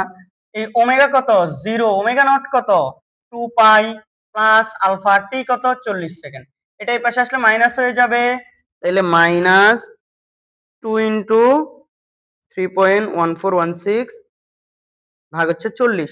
আমি দেখতে পাচ্ছি এটা আলফা ইকুয়াল টু, সুতরাং alpha equal to direct minus 0.1571 radian s inverse 2। এই যে এটা আমাদের বলছে না কৌণিক মন্দন কত, তাহলে মন্দন বলে উত্তর শুধু এই যে মাইনাস ছাড়াটা নিব, কারণ মাইনাস দ্বারা মন্দন বোঝাচ্ছে। এবার বলছে সুইচ বন্ধ করার পর থেমে যাওয়ার আগ পর্যন্ত কতবার ঘুরবে। আচ্ছা একটা জিনিস মনে রাখো, কতবার ঘুরবে এটা বের করার জন্য তুমি কথা বুঝিও, কতবার ঘুরবে এটা বের করবা তুমি হচ্ছিল, বের করার আগে তোমাকে হচ্ছিল মোট থেমে যাওয়ার আগে মোট কৌণিক দূরত্ব যেটা অতিক্রম করবে থিটা, ওইটা লাগবে। আর একবার অতিক্রম করলে আমরা জানি 2 পাই পরিমাণ হচ্ছিল কি লাগে, 2 পাই পরিমাণ কৌণিক দূরত্ব অতিক্রম করে একবার ঘুরলে। তাইলে থেমে যাওয়ার আগে মোট কৌণিক দূরত্বটাকে, মোট থিটাটাকে আমি যদি 2 পাই দিয়ে ভাগ করি, তাহলে থেমে যাওয়ার পূর্বে মোট কতবার ঘুরছে এটা পেয়ে যাবো। বুঝলাম না? আচ্ছা আমি বুঝিয়ে দিচ্ছি। একবার যখন ঘুরে আসে তখন তার 2 পাই পরিমাণ হতে, তাহলে আচ্ছা থেমে যাওয়ার পূর্বে আবার আমরা জানি দিয়ে লিখো যা, আবার আমরা জানি দিয়ে থিটা ইকুয়াল টু কৌণিক বেগে যখন থেমে গেছে বা কৌণিক বেগে যদি গতিশীল হয়, মানে সরি সমকৌণিক ত্বরণে যদি গতিশীল থাকে, তখন আমরা জানি থিটা ইকুয়াল টু দুইটা সূত্রের মাধ্যমে বের করতে পারি, omega nought divide by 2 t, এটা দিয়েও করতে পারি। আবার থিটা ইকুয়াল টু কি omega nought t plus half alpha t square, যার যেটা ভালো লাগে দুইটার মধ্যে এটা দিয়ে একটা থিটা বের করে নাও, মানে থিটা বের করে নাও, থিটা বের করে নিলে আচ্ছা আমরা এটা দিয়ে করি, এটা দিয়েও করা যাবে এটা দিয়েও করা যাবে, ঠিক আছে। এখান থেকে আলফা বসাই দিবা, ওমেগা নট কত 2 পাই, ওমেগা কত শেষ বেগ 0 ডিভাইড বাই 2 ইনটু 40, এটা 2 2 কাটা, তাহলে হলো কত দেখো 3.1416 ইনটু হলো 40 সেকেন্ড, তাহলে আমি দেখতে পাচ্ছি এটা 125.664 এত রেডিয়ান, অর্থাৎ থেমে যাওয়ার পূর্বে। কেউ যদি আবার চাও এটা দিয়ে করতে করো না ভাই, এই যে এটা এনে এখানে বসাই দিবা, আলফার জায়গায় মাইনাস সহ বসাবা, মাইনাস সহ, তখন এইটাই আসবে। তাহলে থেমে যাওয়ার আগে, সুইচ বন্ধ করার পর থেমে যাওয়ার আগে পাখাটার মোট অতিক্রান্ত কৌণিক দূরত্ব হচ্ছে এটা। মোট কৌণিক দূরত্ব যদি এটা হয়, তাহলে বলতো থেমে যাওয়ার পূর্বে ঘূর্ণন সংখ্যা, থেমে যাওয়ার পূর্বে ঘূর্ণন সংখ্যা, এই এনটা হবে ঘূর্ণন সংখ্যা, ছোট হাতের এন দিতে পারি আমরা, এটা হবে হচ্ছিল তোমার থিটা ডিভাইড বাই হচ্ছে 2 পাই। সব সময় থেমে সুইচ বন্ধ করে দেওয়ার অঙ্কগুলা সবসময় মনে রাখবা, থেমে যাওয়ার পূর্বে মোট কত দূরত্ব অতিক্রম করছে। অনেকে বলেছে এটা বুঝি না। আচ্ছা আমি ধরো বললাম যে আমি এক কদমে যাই 20 সেন্টিমিটার, আমি বললাম আমি এখান থেকে 100 সেন্টিমিটার গিয়ে থেমে গেছি, তাহলে মোট থামার আগে আমি মোট অতিক্রম করছি 100 সেন্টিমিটার, প্রতি কদমে যাই কত 20 সেন্টিমিটার, তাহলে আমি কয় কদমে ওখানে গেছি বলতো, তাহলে অবশ্যই 5 কদমে 100 সেন্টিমিটার ডিভাইড বাই এক কদমের অতিক্রান্ত দূরত্ব মানে 100 ডিভাইড বাই 20, তাহলে আমি 5 কদম গিয়ে থেমে গেছি, এটাই তো বুঝায় তাই না। ঠিক সেম মোট অতিক্রান্ত দূরত্বটাকে তুমি একবার ঘুরলে যেই দূরত্ব অতিক্রম হয় কৌণিক দূরত্ব, সেটা দিয়ে তুমি ভাগ করো। মোট অতিক্রান্ত কৌণিক দূরত্বকে একবার ঘূর্ণনের জন্য কৌণিক দূরত্ব 2π, সেটা দিয়ে ভাগ করো, তাইলেই তো হয়ে যাবে। তাহলে এটা হবে কত? থিটা 1.25, সরি 1 পয়েন্ট বলছি, 125, 125.664 ইন্টু হচ্ছিল কত, ইন্টু 9, এটাকে তুমি 2π দিয়ে ভাগ করে দাও, তাইলে ঘূর্ণন সংখ্যা পেয়ে যাবা। ভাগ হচ্ছিল 2 ইন্টু 3.1416, 20 বার। তাইলে হচ্ছিল এই যে 20 বার, n কত 20। তাহলে থেমে যাওয়ার পূর্বে গ্রামোফোন রেকর্ডটি আর কতবার ঘুরবে? 20 বার ঘুরবে। ঠিক আছে, চমৎকার। এটা কিন্তু একটু ইম্পর্টেন্ট দিয়ে রাখো, এটা হচ্ছে সৃজনশীল আসার মতো, একবার না দুইবার মনে হয় সৃজনশীল আসছেও। ঠিক আছে, এটা ইম্পর্টেন্ট, অনেক ইম্পর্টেন্ট, এটা সৃজনশীল আসার মতো। এরপরে কোনো প্রবলেম থাকলে ওইটাতে চলে যাই আমরা, দেখি আছে। এই যে এতবার গুণনের পর পাখাটির কৌণিক বেগ 20 হচ্ছে, পাখাটির কৌণিক ত্বরণ বের করো। 10 বার গুণনের পর এই অঙ্কটার মধ্যে দেখো আমরা করি, একটি বৈদ্যুতিক পাখার সুইচ অন করলে 10 বার পূর্ণ গুণনের পর পাখাটির কৌণিক বেগ 20 রেডিয়ান পার সেকেন্ড হয়। পাখাটির কৌণিক ত্বরণ বের করো।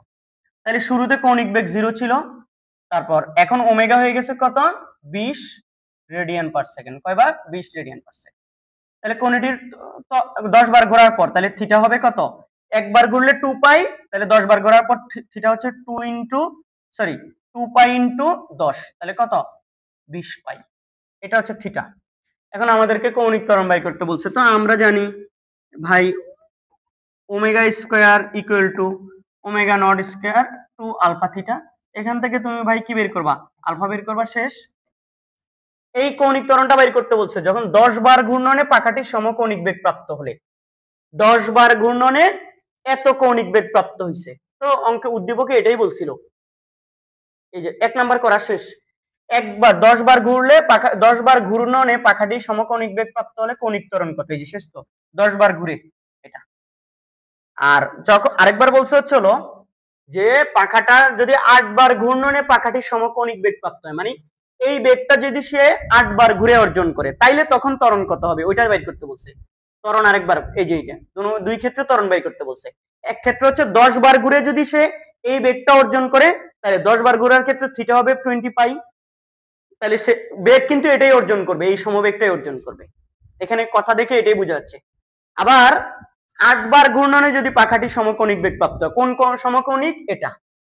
তাহলে দেখো 8 বারের জন্য ওমেগা তো 0, ওমেগা নট 0, আর ওমেগা হচ্ছে কত? এই 20 এক্ষেত্রেও। তবে এইবার কয়বার ঘোরার পরে এই বেগটা অর্জন করছে? এই যে 2 নম্বর শর্তের মধ্যে দেখো 8 বার ঘূর্ণনে, তাহলে থিটা হবে হচ্ছে কত? 2π ইন্টু হচ্ছে কি 8, মানে হচ্ছে 16π। কত এটা? 16π। এটা বসে আবার আমরা জানি আজা ইকুয়াল টু হচ্ছে omega square omega not square plus 2 alpha theta. এখান থেকে তুমি ওমেগা বসায় দিবা, ওমেগা নট বসায় দিবা, থিটা এটা বসায় দিবা, তাহলে এখান থেকে আলফা বের করবা। জাস্ট দুইটা আলফা আসবে দুই রকম। কেন? আবারও বলছি, 10 বার যদি ঘোরার পর এই বেগটা অর্জন করে থামা থেকে, তাইলে হচ্ছে ত্বরণ হচ্ছে এত। আর যদি 8 বার ঘুরেই এই বেগটা অর্জন করে ফেলে, মানে 20 রেডিয়ান পার সেকেন্ড, 8 বার ঘুরে, 8 বার ঘূর্ণনে মোট সরণ হবে এটা, 8 বার ঘুরেই যদি সে হচ্ছে এই সমকৌণিক বেগটা অর্জন করে ফেলে, তাহলে তার ত্বরণ হবে এটা। এবং দেখেই বোঝা যাচ্ছে, দেখো এই ক্ষেত্রে সমকৌণিক ত্বরণটা একটু কম হবে, এক্ষেত্রে একটু বেশি হবে। কেন? ওর 10 বার ঘুরে, এক্ষেত্রে হচ্ছে 10 বার ঘুরে এত কৌণিক বেগ অর্জন করতে হচ্ছে, আর এখানে 8 বার ঘোরার পরেই কিন্তু সে এত কৌণিক বেগ পেয়ে যাচ্ছে। তার মানে অবশ্যই এখানে কৌণিক ত্বরণটা কি একটু বেশি আসবে। কৌণিক ত্বরণ একটু বেশি, কৌণিক ত্বরণ বেশি মানে বেগের পরিবর্তনের হার বেশি। বেগের পরিবর্তন যত বেশি হবে, তোমার হচ্ছে কি সেটা বেশি বেগ অর্জন করতে পারবে অল্প সময়ে, তাই তো? Normal concept. এটা কথার মার পেছে অনেকে গোলাই ফেলে, কথার মার পেছে এটা গোলাইও না। এখানে দেখি আর কোন একটা, এখানে একটা অঙ্ক আছে, এটা হচ্ছে একটু ব্যতিক্রমধর্মী একটা অঙ্ক, খেয়াল করো। একটি গাড়ি 500 মিটার ব্যাসার্ধ বিশিষ্ট একটি বৃত্তাকার পথে চলছে, কোন এক মুহূর্তে গাড়ির গতিবেগ এত, ওর বেগটা এত, গাড়ির বেগ এত হারে বৃদ্ধি পেলে ওই মুহূর্তে গাড়ির ত্বরণ কত? তো আমাদের ম্যাক্সিমামেরই অঙ্ক হবে ত্বরণ ইকুয়াল টু হচ্ছে কি a v square by r, কেন্দ্রমুখী ত্বরণ। বাট না, এখানে এটা হচ্ছে এই যে a equal to v square by r, এটা কেন্দ্রমুখী ত্বরণ, ঠিক আছে, কিন্তু এখানে ও সুষম দ্রুতিতে কিন্তু যাচ্ছে না, ওই মুহূর্তে কেন্দ্রমুখী ত্বরণ এটা, কিন্তু ওর গাড়িটার বেগ এই যে এত হারে কি হচ্ছে বৃদ্ধি পাচ্ছে, তার মানে এটা হচ্ছে তার স্পর্শীয় ত্বরণ। তুমি বলো স্যার এটা মিটার পার সেকেন্ড, এটা ত্বরণ হয় কেমনে? হ্যাঁ, এত হারে বৃদ্ধি পাচ্ছে, তার মানে যখন বৃত্তাকার পথে বস্তুটা চলে, ধরো এখানে থাকা অবস্থায়, এই যে এই জায়গায় থাকা অবস্থা, ধরো এই জায়গায় যখন আছে, তখন তার হচ্ছে হলো কি কেন্দ্রমুখী ত্বরণটা হচ্ছে হলো কি, ধরো এটা এসি, সেন্ট্রাল এসি এদিকে। এই বেগ যেহেতু এত হারে বৃদ্ধি পায়, তাইলে ওর এই স্পর্শক বরাবর এই দিকে আরেকটা ত্বরণ আছে, টেনজেনশিয়াল ত্বরণ, সেটা হচ্ছে 2 ms ইনভার্স 2। এই অনেকে বলে স্যার ms ইনভার্স 1, হ্যাঁ বলছেন এত হারে বাড়তেছে, তার মানে প্রতি সেকেন্ডে যেই পরিমাণ বেগ বাড়ে ওইটাই হচ্ছে একটা ত্বরণ। এই দুইজনের এই স্পর্শকার এটা কিন্তু পরস্পর 90 ডিগ্রিতে, এই দুইজনের লব্ধি যেটা সেটাই হবে বস্তুটার ত্বরণ এদিকে হয়তো কোথাও। কথা বোঝা গেছে? তাহলে দেখো এই এসি কত আমরা বের করে নিব। এসি দেখো তো কত, বি স্কয়ার 30, যেই মুহূর্তে আমার কেন্দ্র, এই মুহূর্তে কেন্দ্র, যেই মুহূর্তে বেগ এটা, ওই মুহূর্তে আমার কেন্দ্রমুখী ত্বরণ দরকার, তাহলে এটা হবে divide by r 500। 900 divide by দেখো 900 ভাগ হচ্ছে হলো 500। আমি দেখতে পাচ্ছি এটা 1.8 ms ইনভার্স 2। তাইলে কেন্দ্রের দিকে ত্বরণ এত, এই বরাবর বাইরের দিকে ত্বরণ হচ্ছে হলো কত, এত। তাহলে লব্ধি ত্বরণ হবে এই দুইটা এটি এবং হচ্ছে হলো এসি এর মধ্যবর্তী কোণ এটা 90 ডিগ্রি, তাহলে আলফা 90 ডিগ্রি। তাহলে আমরা জানি লব্ধি ইকুয়াল টু হচ্ছে হলো ওই যে এসি স্কয়ার এটি স্কয়ার 2 এটি কজ আলফা। এবার বলো আলফা 90 হওয়ার কারণে এটা পুরোটা 0 হয়ে যাবে, cos 90 মান 0, ওকা।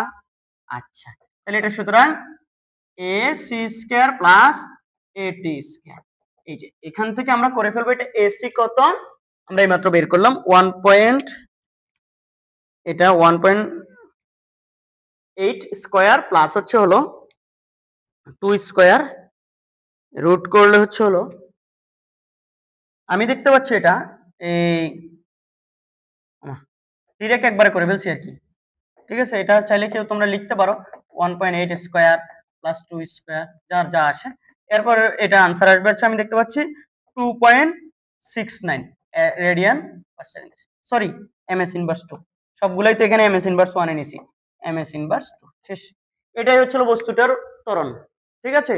দুইটা ত্বরণ এখানে, একটা হচ্ছে কেন্দ্রমুখী ত্বরণ আর একটা হচ্ছে স্পর্শক বরাবর একটা ত্বরণ আছে। এই যে বলছি না বেগ এত বড় হারে বৃদ্ধি পায়, তাহলে বেগের দিকটা যেদিকে, এই ত্বরণটার দিক এইদিকে, এবং দুইজনের মধ্যবর্তী কোণটা হচ্ছে 90 ডিগ্রি, সেখান থেকে হচ্ছে লব্ধি ত্বরণটা বের করে ফেলবা।